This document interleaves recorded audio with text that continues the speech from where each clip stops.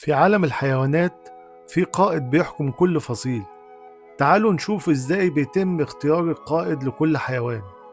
الأسود، الذكر الأقوى، مسؤول عن حماية القطيع والتزاوج، رغم إن الإناث بيصطادوا، بس القائد هو اللي بياكل الأول.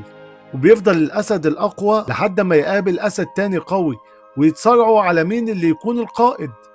وهنا بتكون القوة الجسدية هي الأساس، ولكن الحفاظ على المنصب أصعب من الوصول إليه. الذئاب، القائد ذكر وأنثى واسمهم ألفا. باقي الأفراد بيرتبوا نفسهم تحتهم حسب قوتهم وولائهم، والكل بيحترم التسلسل ده، واللي بيخالف بيطرد من القطيع. وهنا القيادة بتكون مبنية على الخبرة والثقة، مش بس القوة.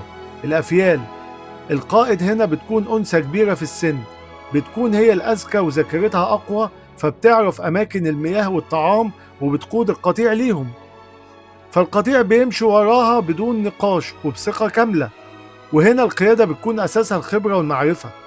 الشمبانزي، القائد بيكون ذكر وقوي، لكن لازم يكون ذكي اجتماعيا كمان، وأحيانا بيتحالف مع أفراد تانية علشان يسيطر على القطيع. لو بقى ظالم أو متسلط ممكن القطيع ينقلب عليه. وهنا القيادة بتكون أساسها الذكاء الاجتماعي والتحالفات أهم من القوة والعنف.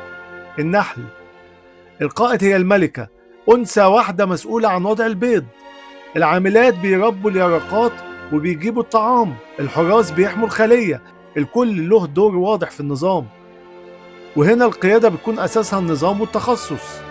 النمل، القائد بتكون أنثى هي الملكة، وفي نظام من عاملات وجنود، وكل نملة عارفة دورها كويس، ولو حد خرج عن النظام ده بيتم استبعاده. والقيادة هنا بتكون مبنية على الانضباط والالتزام بمصلحة المملكة. النسور، رغم ان النسور مش بتعيش في تجمعات كتير، ولكن لما بيتجمعوا بيكون القائد هو النسر الأكبر، والنسور الأصغر بتستنى دورها في الأكل. وهنا القيادة بتكون أساسها الهيبة والخبرة.